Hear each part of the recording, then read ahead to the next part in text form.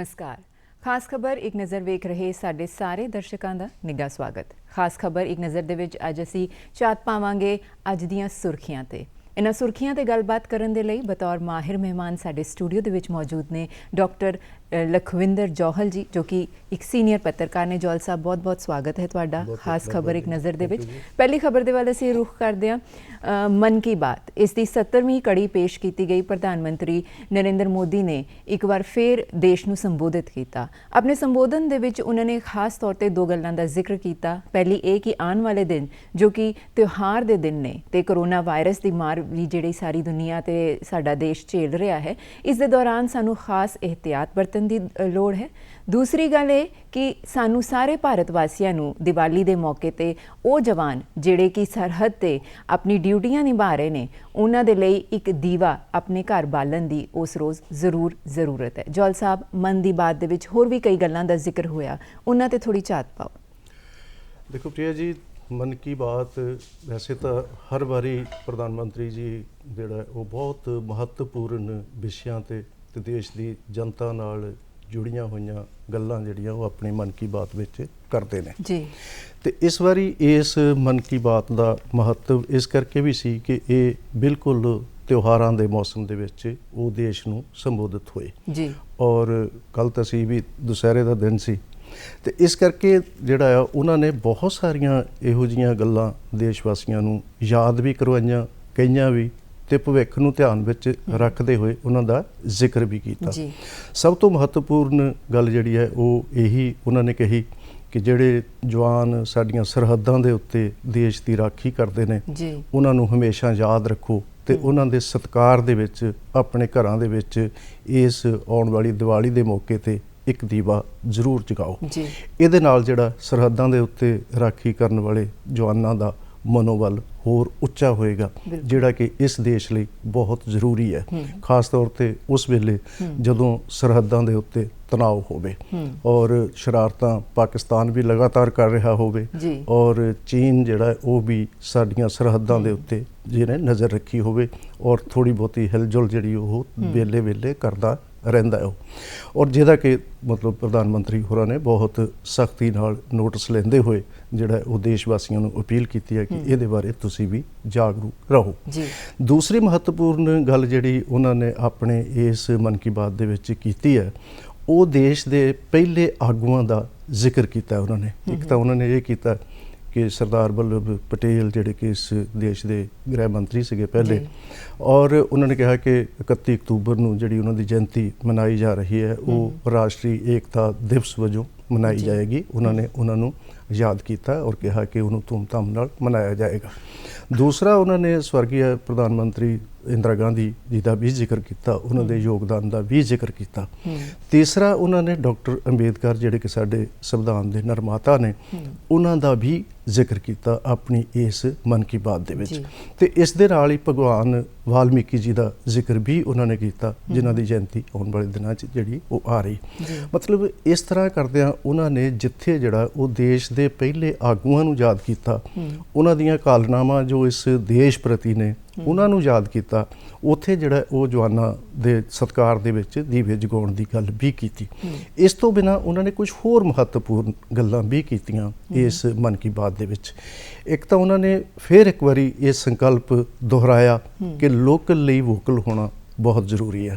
तो उन्होंने खादी का जिक्र विशेष तौर पर किया और उन्होंने कहा कि साडा जिहड़ा खादी का संकल्प है हिंदुस्तान का, वो दुनिया भर दे विच जिहड़ा वो बहुत मकबूल हो रहा है। तो सानू जिहड़ा अपने देश विच बणियां होईयां वस्तुआं, उन्होंने कहा कि त्योहारां के मौके पर भी जदों असीं खरीदो फरोख्त करनी है तो इहदे बारे बहुत सजग रहण दी लोड़ है कि लोकल प्रति वोकल होया जाए। इस दे नाल ही उन्होंने जिहड़ियां साडियां होर पद्धतियां ने जिहदे च आयुर्वैदिक वगैरह जिहड़ी है तो उहदे बारे भी कहा कि सानू बेहद सजग होण दी लोड़ है। तो नाल ही उन्होंने जिहड़ा वो किसान अंदोलन का भावें सीधे तौर पर जिक्र नहीं किया, पर उन्होंने ये कहा कि किसान जिहड़ा वो देश भर दे विच अपनी जिनस नूं जिहड़ा वो बेचण दे लई जिहड़ा वो असीं उहदे प्रबंध कीते हुए ने और इस तरह हो रहा। और विशेष तौर पर उन्होंने जिक्र किया कि महाराष्ट्र दे विच जिहड़ी मक्की दी काश्त है ते जिहड़ियां कंपनियां मक्की खरीद रहीआं ने ਉਹ ਜਿਹੜਾ ਉਹ ਸਮਰਥਨ ਮੁੱਲ ਤੋਂ ਜ਼ਿਆਦਾ ਕਿਸਾਨਾਂ ਨੂੰ ਇਸ ਵਾਰੀ ਬੋਨਸ ਦੇ ਚੁੱਕੀਆਂ ਨੇ। ਮਤਲਬ ਇਹ ਗੱਲ ਕਰਨਾ ਵੀ ਉਹਨਾਂ ਨੇ ਜ਼ਰੂਰੀ ਸਮਝਿਆ, ਕਿਉਂਕਿ ਇਸ ਵੇਲੇ ਖਾਸ ਤੌਰ ਤੇ ਉੱਤਰੀ ਭਾਰਤ ਦੇ ਵਿੱਚ ਔਰ ਪੰਜਾਬ ਹਰਿਆਣੇ ਦੇ ਖੇਤਰਾਂ ਦੇ ਵਿੱਚ ਕਿਸਾਨ ਅੰਦੋਲਨ ਜਿਹੜਾ ਕਿਸਾਨੀ ਜਿਹੜੇ ਆਰਡੀਨੈਂਸ ਪਿਛਲੇ ਸਮੇਂ ਦੇ ਵਿੱਚ ਆਏ ਸੀ, ਜਿਹੜੇ ਕਾਨੂੰਨ ਬਣ ਗਏ ਪਿਛਲੇ ਜਿਹੜੇ ਉਸ ਸਮੇਂ ਦੇ ਵਿੱਚ, ਉਹਨਾਂ ਵਿਰੁੱਧ ਜਿਹੜਾ ਸੰਘਰਸ਼ ਹੋ ਰਿਹਾ ਕਿਸਾਨਾਂ ਦਾ, ਉਹਨਾਂ ਨੂੰ ਵੀ ਉਸ ਪ੍ਰਧਾਨ ਮੰਤਰੀ ਜੀ ਨੇ ਜਿਹੜਾ ਉਹ ਅਸਿੱਧੇ ਤਰੀਕੇ ਨਾਲ ਸੰਬੋਧਿਤ ਹੋਣ ਦਾ ਜਿਹੜਾ ਉਹ ਕੰਮ ਕੀਤਾ। ਇਸ ਕਰਕੇ ਜਿਹੜਾ ਇਸ ਮਨ ਕੀ ਬਾਤ ਦਾ ਮਹੱਤਵ ਜਿਹੜਾ ਉਹ ਆਉਣ ਵਾਲੇ ਦਿਨਾਂ ਦੇ ਵਿੱਚ ਔਰ ਤਿਉਹਾਰਾਂ ਦੇ ਮੌਸਮ ਦੇ ਵਿੱਚ ਬੇਹੱਦ ਜ਼ਰੂਰੀ ਹੈ ਕਿ ਅਸੀਂ ਭਾਰਤ ਵਾਸੀ, ਦੇਸ਼ ਵਾਸੀ ਪ੍ਰਧਾਨ ਮੰਤਰੀ ਜੀ ਦੀਆਂ ਇਹਨਾਂ ਗੱਲਾਂ ਨੂੰ ਧਿਆਨ ਵਿੱਚ ਰੱਖਦੇ ਹੋਏ ਹੀ ਜਿਹੜਾ ਉਹ ਆਪਣੀ ਦਿਨਚਰਿਆ ਔਰ ਆਪਣੀ ਜ਼ਿੰਦਗੀ ਨੂੰ ਅੱਗੇ ਤੋਰੀਏ। ਜੀ, ਦੇਸ਼ ਦੀ ਸਰਹੱਦ ਦੀ ਤੁਸੀਂ ਗੱਲ ਕੀਤੀ, ਅਗਲੀ ਖਬਰ ਵੀ ਉਸੇ ਦੇ ਨਾਲ ਜੁੜੀ ਹੋਈ ਹੈ। ਸਾਡੇ ਦੇਸ਼ ਦੇ ਸੁਰੱਖਿਆ ਮੰਤਰੀ ਰਾਜਨਾਥ ਸਿੰਘ ਜੀ ਨੇ ਕੱਲ੍ਹ ਖਾਸ ਤੌਰ ਤੇ ਬਿਆਨ ਦਿੱਤਾ ਕਿ ਭਾਰਤ ਚੀਨ ਦੇ ਨਾਲ ਆਪਣੇ ਜਿਹੜੇ ਸਰਹੱਦੀ ਮਸਲੇ ਨੇ ਉਹਨਾਂ ਨੂੰ ਸੁਲਝਾਉਣਾ ਚਾਹੁੰਦਾ ਹੈ, ਚੰਗੇ ਰਿਸ਼ਤੇ ਚੀਨ ਦੇ ਨਾਲ ਬਣਾਉਣਾ ਚਾਹੁੰਦਾ ਹੈ, ਪਰ ਇਸ ਦਾ ਮਤਲਬ ਇਹ ਨਹੀਂ ਹੈ ਕਿ ਭਾਰਤ ਆਪਣੀ ਇੱਕ ਵੀ ਇੰਚ ਜ਼ਮੀਨ ਤੇ ਕਿਸੇ ਵੀ ਦੇਸ਼ ਦਾ ਕੋਈ ਕਬਜ਼ਾ ਹੋਣ ਦੇਗਾ। ਇਹਨਾਂ ਸ਼ਬਦਾਂ ਨੂੰ ਤੁਸੀਂ ਕਿਵੇਂ ਵੇਖਦੇ ਹੋ? ਦੇਖੋ, ਇਹ ਸ਼ਬਦ ਜਿਹੜੇ ਉਹ ਬਹੁਤ ਜ਼ਰੂਰੀ ਵੀ ਨੇ ਕਹਿਣੇ ਦੇਸ਼ ਦੇ ਆਗੂਆਂ ਵੱਲੋਂ, ਕਿਉਂਕਿ ਸਰਹੱਦ ਦੇ ਉੱਤੇ ਲਗਾਤਾਰ ਤਣਾਅ ਜਿਹੜਾ ਉਹ ਚੀਨ ਪੈਦਾ ਕਰਨ ਦਾ ਯਤਨ ਕਰ ਰਿਹਾ।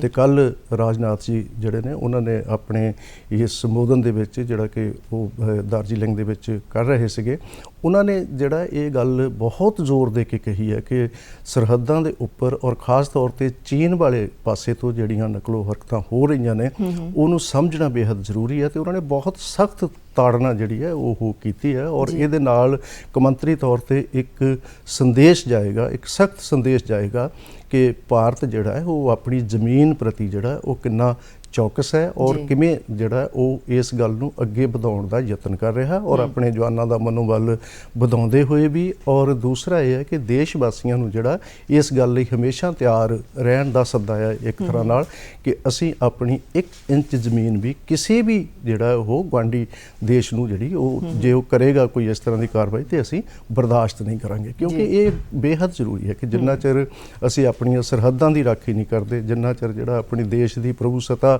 ਦਾ ਖਿਆਲ ਨਹੀਂ ਰੱਖਦੇ, ਉਹਨਾਂ ਚਿਰ ਜਿਹੜਾ ਹੈ ਫਿਰ ਜਿਹੜੀ ਸਾਡੀ ਰਾਜਨੀਤੀ ਔਰ ਸਾਡੀਆਂ ਸਰਕਾਰਾਂ ਜਿਹੜੀਆਂ ਉਹਨਾਂ ਦਾ ਇਹ ਸਭ ਤੋਂ ਵੱਡਾ ਫਰਜ਼ ਹੈ ਜਿਹਨੂੰ ਬਾਰ-ਬਾਰ ਸਾਡੇ ਆਗੂ ਦੁਹਰਾਉਂਦੇ ਰਹਿੰਦੇ ਨੇ। ਔਰ ਕੱਲ ਜਿਹੜਾ ਉਹ ਰਾਜਨਾਥ ਜੀ ਨੇ ਵੀ ਇਸ ਗੱਲ ਨੂੰ ਫਿਰ ਇੱਕ ਵਾਰੀ ਦੁਹਰਾਇਆ। ਜੀ, ਅਗਲੀ ਖਬਰ ਦੇ ਵੱਲ ਅਸੀਂ ਰੁਖ ਕਰਦੇ ਹਾਂ ਜੋ ਕਿ ਕੋਵਿਡ-19 ਦੇ ਨਾਲ ਜੁੜੀ ਹੋਈ ਹੈ। ਭਾਰਤ ਦੇ ਸਿਹਤ ਮੰਤਰਾਲੇ ਦੇ ਵੱਲੋਂ ਹੁਣ ਨਵੇਂ ਅੰਕੜੇ ਜਾਰੀ ਕੀਤੇ ਗਏ ਨੇ। ਰਿਕਵਰੀ ਰੇਟ ਯਾਨੀ ਇਸ ਬਿਮਾਰੀ ਤੋਂ ਠੀਕ ਹੋਣ ਦੀ ਜਿਹੜੀ ਦਰ ਹੈ ਉਹ 90% ਤੱਕ ਪਹੁੰਚ ਗਈ ਹੈ। ਇਹ ਅੰਕੜੇ ਬਹੁਤ ਹੀ ਸਕਾਰਾਤਮਕ ਵੇਖਣ ਨੂੰ ਲੱਗਦੇ ਨੇ ਜੌਲ ਸਾਹਿਬ। 70% ਕੇਸ ਜਿਹੜੇ ਨੇ ਰਿਕਵਰੀ ਦੇ ਇਹ ਉਹਨਾਂ 10 ਸੂਬਿਆਂ ਵਿੱਚੋਂ ਨੇ ਜਿਨ੍ਹਾਂ ਵਿੱਚ ਪੰਜਾਬ ਦਾ ਨਾਮ ਸ਼ਾਮਿਲ ਨਹੀਂ ਹੈ ਹਜੇ ਜੀ। ਤੇ ਜੇ ਕੱਲ ਯਾਨੀ ਐਤਵਾਰ ਦੇ ਅਸੀਂ ਕੋਵਿਡ-19 ਦੇ ਪੰਜਾਬ ਦੇ ਅੰਕੜਿਆਂ ਤੇ ਝਾਤ ਮਾਰੀਏ ਤੇ 415 ਕੇਸਿਸ ਰਹੇ ਤੇ 10 ਦੇ ਕਰੀਬ ਮੌਤਾਂ। ਇਹ ਪੂਰੇ ਜਿਹੜਾ ਸੀਨ ਹੁਣ ਹੈ ਦੇਸ਼ ਦਾ ਤੇ ਖਾਸ ਤੌਰ ਤੇ ਪੰਜਾਬ ਦਾ, ਉਸ ਨੂੰ ਤੁਸੀਂ ਕਿਵੇਂ ਵੇਖਦੇ ਹੋ?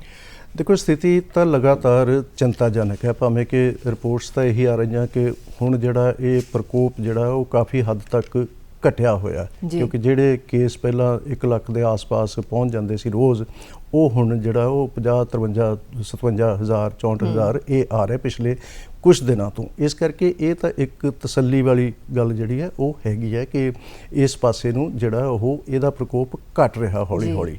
ਉਸ ਘਟ ਰਹੇ ਦੇ ਵਿੱਚ ਸਾਡੇ ਸਿਹਤ ਵਿਭਾਗ ਦਾ ਵੀ ਜਿਹੜਾ ਉਹ ਵੱਡਾ ਯੋਗਦਾਨ ਹੈ ਤੇ ਲੋਕਾਂ ਦੇ ਵਿੱਚ ਜਾਗਰਤੀ ਆਉਣ ਦੀ ਗੱਲ ਵੀ ਜਿਹੜੀ ਆ ਉਹ ਲੱਗ ਰਿਹਾ ਕਿ ਉਹ ਵੱਡੀ ਪੱਧਰ ਤੇ ਆ ਰਹੀ ਹੈ।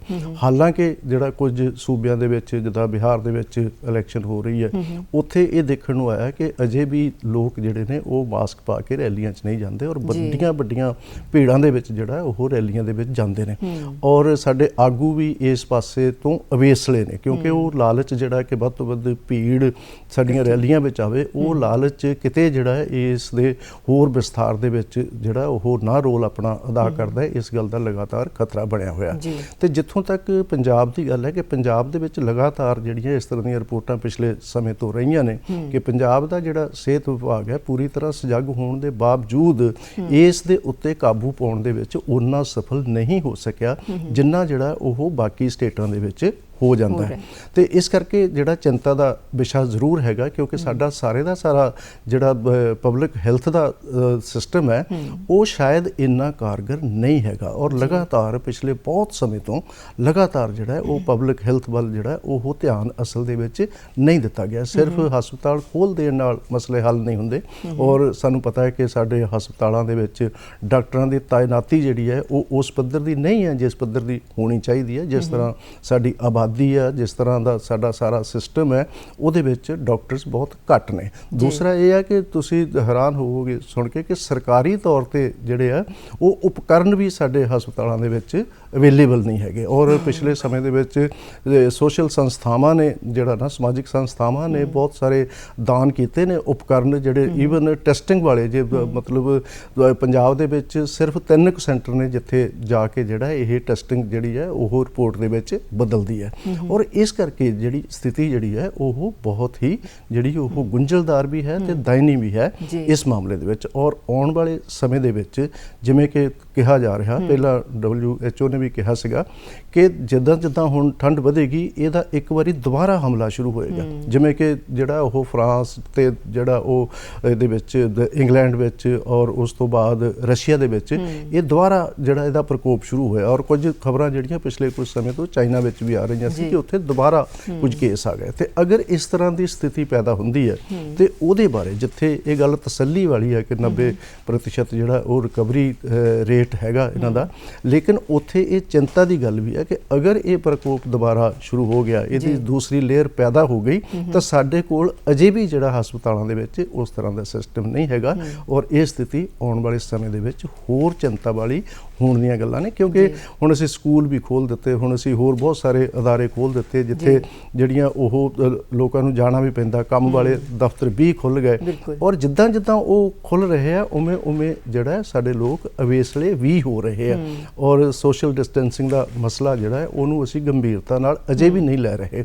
ਔਰ ਦੂਸਰੀ ਗੱਲ ਹੈ ਕਿ ਲਗਾਤਾਰ ਜਿਹੜਾ ਉਹ ਸੈਨੀਟਾਈਜ਼ਰ ਨੂੰ ਵਰਤਣਾ ਔਰ ਡਿਸਟੈਂਸਿੰਗ ਰੱਖਣੀ, ਇਹਦੇ ਬਾਰੇ ਫਿਰ ਅਸੀਂ ਜਦੋਂ ਅਸੀਂ ਕੰਮ ਦੇ ਵਿੱਚ ਗਲਤਾਨ ਹੋ ਜਾਂਦੇ ਹਾਂ ਤੇ ਕਈ ਵਾਰੀ ਭੁੱਲ ਜਾਂਦੇ ਆ। ਇਹ ਮਾਮਲਾ ਜਿਹੜਾ ਉਹ ਥੋੜਾ ਚਿੰਤਾਜਨਕ ਹੈ। ਰਿਕਵਰੀ ਰੇਟ ਦੀ ਜਿਹੜੀ ਉਹ 10 ਸੂਬਿਆਂ ਦੀ ਰਿਪੋਰਟ ਹੈ ਉਹ ਜਿੱਥੇ ਤਸੱਲੀ ਵਾਲੀ ਹੈ, ਉੱਥੇ ਜਿਹੜਾ ਇਹ ਚੀਜ਼ਾਂ ਜਿਹੜੀਆਂ ਨੇ ਸੋਸ਼ਲ ਡਿਸਟੈਂਸਿੰਗ ਵਾਲੀਆਂ ਤੇ ਜਿਹੜਾ ਉਹ ਦਫ਼ਤਰਾਂ ਨੂੰ ਖੋਲ੍ਹ ਕੇ ਉੱਥੇ ਭੀੜ ਭੜੱਕਾ ਕਰਨ ਵਾਲੀਆਂ, ਉਹ ਥੋੜੀਆਂ ਚਿੰਤਾਜਨਕ ਹੈ ਅਜੇ ਵੀ। ਇੱਕ ਹੋਰ ਚਿੰਤਾਜਨਕ ਸਥਿਤੀ ਜਿਸ ਦੇ ਵੱਲ ਅਸੀਂ ਹੁਣ ਰੁਖ ਕਰਾਂਗੇ ਉਹ ਹੈ ਵੱਧਦਾ ਪ੍ਰਦੂਸ਼ਣ। ਹਾਲਾਂਕਿ ਪਰਾਲੀ ਨੂੰ ਸਾੜਨ ਨੂੰ ਇਸ ਦਾ ਮੁੱਖ ਕਾਰਨ ਮੰਨਿਆ ਜਾ ਰਿਹਾ ਹੈ। ਜੌਲ ਸਾਹਿਬ, ਪਿਛਲੇ 1 ਮਹੀਨੇ ਦੇ ਅਸੀਂ ਜੇ ਅੰਕੜੇ ਦੇਖੀਏ ਤੇ ਪੰਜਾਬ ਦੇ ਵਿੱਚ ਹੀ ਤਕਰੀਬਨ 14,500 ਕਰੀਬ ਜਿਹੜੇ ਕੇਸਿਸ ਨੇ ਉਹ ਇਸ ਨੂੰ ਬਾਲਣ ਦੇ ਸਾਹਮਣੇ ਆਏ ਨੇ। ਦਿੱਲੀ, ਹਰਿਆਣਾ ਤੇ ਪੰਜਾਬ ਦੇ ਹੋਰ ਆਸ-ਪਾਸ ਦੇ ਜਿਹੜੇ ਸੂਬੇ ਨੇ ਉਹਨਾਂ ਦੇ ਲਈ ਇਹ ਜਿਹੜੀ ਸਮੱਸਿਆ ਹੈ, ਸਮੱਸਿਆ ਚਾਹੇ ਉਹ ਕਿਸਾਨ ਲਈ ਹੋਵੇ, ਆਮ ਜਨਤਾ ਲਈ ਹੋਵੇ ਤੇ ਚਾਹੇ ਸਰਕਾਰ ਲਈ, ਇਹ ਸਥਿਤੀ ਚਿੰਤਾਜਨਕ ਸਾਰਿਆਂ ਲਈ ਹੀ ਬਣਦੀ ਜਾ ਰਹੀ ਹੈ। ਕੀ ਕਹਿਣਾ ਚਾਹੋਗੇ? ਦੇਖੋ, ਸਥਿਤੀ ਜ਼ਰੂਰ ਚਿੰਤਾਜਨਕ ਹੈ। ਜਿਹੜੀ ਅਸਲ ਦੇ ਵਿੱਚ ਕਿਸਾਨ ਦੀ ਚਿੰਤਾ ਤੋਂ ਸ਼ੁਰੂ ਹੁੰਦੀ ਹੈ ਇਹ ਸਥਿਤੀ, ਔਰ ਆਮ ਲੋਕਾਂ ਦੀ ਚਿੰਤਾ ਤੱਕ ਫੈਲ ਜਾਂਦੀ ਹੈ, ਸਰਕਾਰ ਦੀ ਚਿੰਤਾ ਤੱਕ ਪਹੁੰਚ ਜਾਂਦੀ ਹੈ।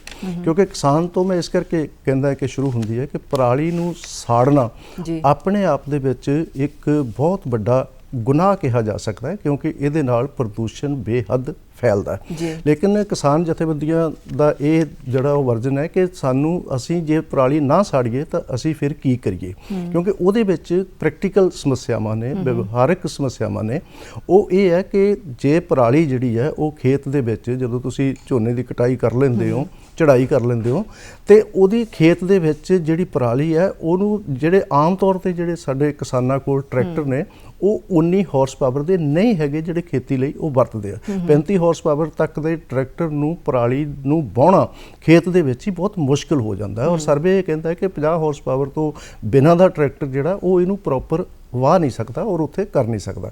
ਦੂਸਰੀ ਗੱਲ ਇਹ ਹੈ ਕਿ ਸਰਕਾਰਾਂ ਨੇ ਲਗਾਤਾਰ ਜਿਹੜਾ ਪਿਛਲੇ ਸਮੇਂ ਦੇ ਵਿੱਚ ਕਿਸਾਨਾਂ ਨਾਲ ਇਹ ਵਾਅਦਾ ਕੀਤਾ ਸੀ ਕਿ ਪ੍ਰਤੀ ਏਕੜ ਜਿਹੜਾ ਉਹ 2500 ਰੁਪਇਆ ਇਸ ਗੱਲ ਲਈ ਦਿੱਤਾ ਜਾਏਗਾ ਕਿ ਤੁਸੀਂ ਉਸ ਪਰਾਲੀ ਨੂੰ ਸਾੜੋ ਨਾ, ਉਹਨੂੰ ਉੱਥੋਂ ਚੁਕਵਾਓ ਜਾਂ ਉਹਨੂੰ ਕਟਵਾਓ।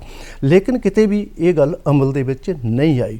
ਦੂਸਰੀ ਗੱਲ ਇਹ ਹੈ ਕਿ ਪ੍ਰਦੂਸ਼ਣ ਦਾ ਮਾਮਲਾ ਜਿਹੜਾ ਹੈ ਉਹ ਪਰਾਲੀ ਦਾ ਪ੍ਰਦੂਸ਼ਣ ਤੇ ਫੈਕਟਰੀਆਂ ਤੇ ਸਾਡੀਆਂ ਗੱਡੀਆਂ ਵਹੀਕਲਸ ਦਾ ਪ੍ਰਦੂਸ਼ਣ ਜਿਹੜਾ ਹੈ ਉਹ ਰਲ ਕੇ ਵੀ ਕੰਮ ਖਰਾਬ ਕਰਦਾ ਹੈ। ਜਦੋਂ ਸਾਡਾ ਪੁਰਾਣਾ ਤਜਰਬਾ ਵੀ ਇਹ ਹੈ, ਜਿਹੜਾ ਦਿੱਲੀ ਦੇ ਵਿੱਚ ਔਡ ਈਵਨ ਵਾਲਾ ਤਜਰਬਾ ਕੀਤਾ ਗਿਆ ਸੀਗਾ ਕਿ ਉਹਦੇ ਨਾਲ ਪ੍ਰਦੂਸ਼ਣ ਘਟ ਜਾਂਦਾ, ਜਿਹਦਾ ਮਤਲਬ ਇਹ ਹੈ ਕਿ ਗੱਡੀਆਂ ਦਾ ਪ੍ਰਦੂਸ਼ਣ, ਕਿਉਂਕਿ ਕਰੋਨਾ ਕਾਲ ਦੇ ਵਿੱਚ ਗੱਡੀਆਂ ਘੱਟ ਚੱਲੀਆਂ ਨੇ, ਇਸ ਗੱਲ ਦਾ ਥੋੜਾ ਜਿਹਾ ਫਾਇਦਾ ਜਿਹੜਾ ਉਹ ਆਮ ਲੋਕਾਂ ਨੂੰ ਪ੍ਰਦੂਸ਼ਣ ਦੇ ਫੈਲਣ ਦੇ ਵਿੱਚ ਉਹ ਸਹਾਈ ਹੋਇਆ ਸੀ ਕਿ ਜਿੰਨੀਆਂ ਘੱਟ ਚੱਲੀਆਂ।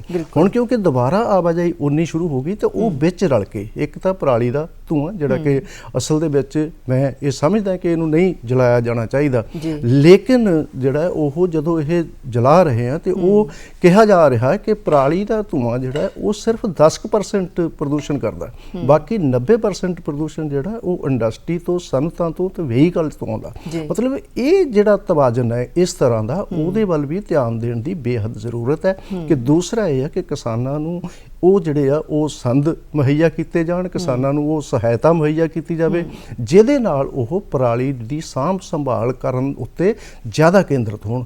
ਦੂਸਰੀ ਗੱਲ ਇਹ ਹੈ ਕਿ ਇਸ ਵੇਲੇ ਇੱਕ ਤਣਾਅ ਦੀ ਸਥਿਤੀ ਜਿਹੜੀ ਉਹ ਪੈਦਾ ਹੋਈ ਹੈ ਕਿਸਾਨਾਂ ਵਿੱਚ ਔਰ ਪ੍ਰਸ਼ਾਸਨ ਦੇ ਵਿੱਚ।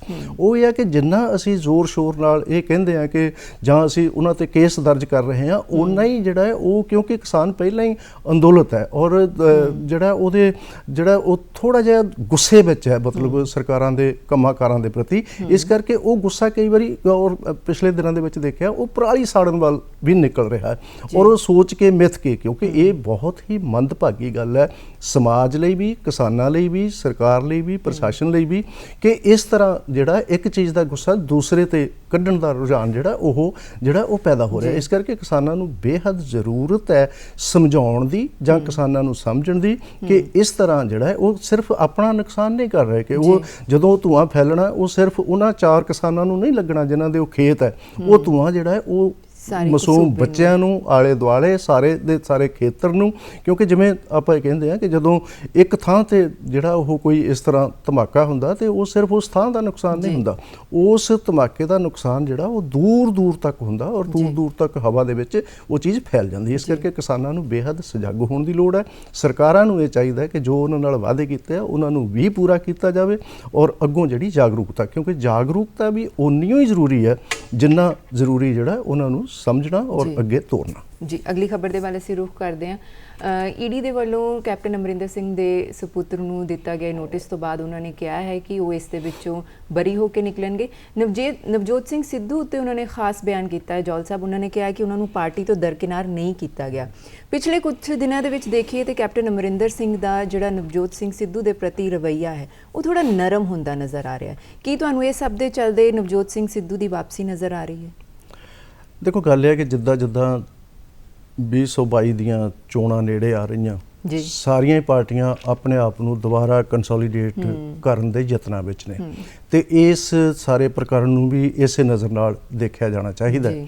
ਕਿਉਂਕਿ ਇੱਕ ਗੱਲ ਤਾਂ ਹੈਗੀ ਹੈ ਕਿ ਨਵਜੋਤ ਸਿੱਧੂ ਜਿਹੜਾ ਉਹ ਕਾਂਗਰਸੀਆਂ ਦੇ ਵਿੱਚ ਵੀ ਤੇ ਪੰਜਾਬ ਦੇ ਵਿੱਚ ਵੀ ਇੱਕ ਮਤਲਬ ਪਪੂਲਰ ਲੀਡਰ ਵਜੋਂ ਉਹਦੀ ਇੱਕ ਛਵੀ ਤਾਂ ਹੈਗੀ ਹੈ, ਲੇਕਿਨ ਸਮੇਂ-ਸਮੇਂ ਤੇ ਉਸ ਆਪਣੀ ਇਸ ਲੋਕਪ੍ਰਿਯਤਾ ਨੂੰ ਕਈ ਵਾਰੀ ਜਿਹੜਾ ਉਹ ਇਸ ਤਰ੍ਹਾਂ ਦੀਆਂ ਘਟਨਾਵਾਂ ਵਾਪਰ ਜਾਂਦੀਆਂ, ਮਤਲਬ ਸੁਭਾਵਿਕ ਤੌਰ ਤੇ ਵਾਪਰ ਜਾਂਦੀਆਂ ਜਾਂ ਇਹ ਜਾਣਬੁੱਝ ਕੇ ਵਾਪਰਦੀਆਂ, ਇਹਦਾ ਕੋਈ ਅੰਦਾਜ਼ਾ ਲਾਉਣਾ ਅਜੇ ਮੁਸ਼ਕਿਲ ਹੈ। ਕਿਉਂਕਿ ਪਿਛਲੇ ਸਮੇਂ ਦੇ ਵਿੱਚ ਵੀ ਜਦੋਂ ਇਹਨਾਂ ਦੀ ਮੋਗਾ ਰੈਲੀ ਸੀ, ਰਾਹੁਲ ਗਾਂਧੀ ਆਏ ਸੀ ਤੇ ਉਸ ਵੇਲੇ ਮਨਾ ਕੇ ਉਹਨਾਂ ਨੂੰ ਹਰੀਸ਼ ਰਾਵਤ ਤੇ ਦੂਸਰੇ ਮੰਤਰੀ ਜਿਹੜੇ ਉਹ ਲੈ ਗਏ ਸੀ, ਲੇਕਿਨ ਉਸ ਰੈਲੀ ਦੇ ਵਿੱਚ ਵੀ ਜੋ ਕੁਝ ਹੋਇਆ ਉਹ ਜਿਹੜਾ ਕਾਂਗਰਸ ਦੀ ਸਿਹਤ ਲਈ ਕੋਈ ਜ਼ਿਆਦਾ ਚੰਗਾ ਨਹੀਂ ਹੋਇਆ। ਔਰ ਉਸ ਤੋਂ ਬਾਅਦ ਵੀ ਲਗਾਤਾਰ ਜਿਹੜਾ ਇਹ ਕੋਸ਼ਿਸ਼ਾਂ ਕੀਤੀਆਂ ਜਾ ਰਹੀਆਂ ਕਿ ਚੋਣਾਂ ਤੋਂ ਪਹਿਲਾਂ ਨਵਜੋਤ ਸਿੱਧੂ ਦੀ ਵਾਪਸੀ ਹੋ ਜਾਵੇ। ਫਿਰ ਜਿਹੜੀਆਂ ਉਹ ਇਹਨਾਂ ਨੇ ਸਟਾਰ ਪ੍ਰਚਾਰਕਾਂ ਦੀ ਲਿਸਟ ਕੱਢੀ ਸੀਗੀ ਬਿਹਾਰ ਚੋਣਾਂ ਲਈ ਤੇ ਹਰਿਆਣਾ ਚੋਣਾਂ ਲਈ, ਉਹਦੇ ਵਿੱਚੋਂ ਵੀ ਨਵਜੋਤ ਸਿੱਧੂ ਦਾ ਨਾਂ ਖਾਰਜ ਕਰ ਦਿੱਤਾ ਗਿਆ ਸੀ, ਪਰ ਬਾਅਦ ਵਿੱਚ ਮੱਧ ਪ੍ਰਦੇਸ਼ ਦੀ ਕਿਸੇ ਉਪ ਚੋਣ ਲਈ ਸਟਾਰ ਪ੍ਰਚਾਰਕ ਵਜੋਂ ਨਵਜੋਤ ਸਿੱਧੂ ਦਾ ਨਾਂ ਸ਼ਾਮਲ ਕਰ ਲਿਆ ਗਿਆ।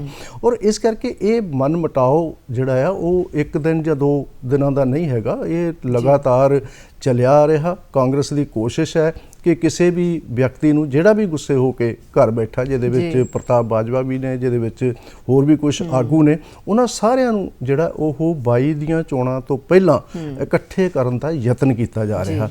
ਅਗਰ ਕਿਉਂਕਿ ਇਹ ਯਤਨ ਜਿਹੜਾ ਹੈ ਉਹ ਬੇਹੱਦ ਜ਼ਰੂਰੀ ਵੀ ਹੋਏਗਾ ਜੇ ਕਾਂਗਰਸ ਇਹ ਸਮਝਦੀ ਹੈ ਕਿ ਉਹਨਾਂ ਨੇ ਵਾਪਸੀ ਜਿਹੜੀ ਹੈ ਉਹ ਕਿਸੇ ਹਾਲਤ ਵਿੱਚ ਕਰਨੀ ਹੈ। ਇਸ ਕਰਕੇ ਇਸ ਘਟਨਾ ਨੂੰ ਵੀ ਇਸੇ ਤਰ੍ਹਾਂ ਹੀ ਦੇਖਿਆ ਜਾਣਾ ਚਾਹੀਦਾ। ਇਹ ਮਨਮਟਾਓ ਵਾਲੀ ਗੱਲ ਉੱਡੀ ਨਹੀਂ ਹੁੰਦੀ ਜਿੰਨੀ ਇਹਦਾ ਰਾਜਨੀਤਿਕ ਮਹੱਤਵ ਹੁੰਦਾ। ਬਿਲਕੁਲ ਜੀ, ਖਬਰਾਂ ਹੋਰ ਵੀ ਨੇ ਪਰ ਖਾਸ ਖਬਰ ਇੱਕ ਨਜ਼ਰ ਦਾ ਸਿਲਸਿਲਾ ਇੱਥੇ ਹੀ ਸਮਾਪਤ ਹੁੰਦਾ ਹੈ। ਜੌਲ ਸਾਹਿਬ, ਤੁਸੀਂ ਸਾਡੇ ਸਟੂਡੀਓ ਵਿੱਚ ਆਏ, ਮਹੱਤਵਪੂਰਨ ਜਾਣਕਾਰੀ ਸਾਡੇ ਨਾਲ ਸਾਂਝੀ ਕੀਤੀ, ਤੁਹਾਡਾ ਬਹੁਤ ਬਹੁਤ ਧੰਨਵਾਦ। ਨਮਸਕਾਰ।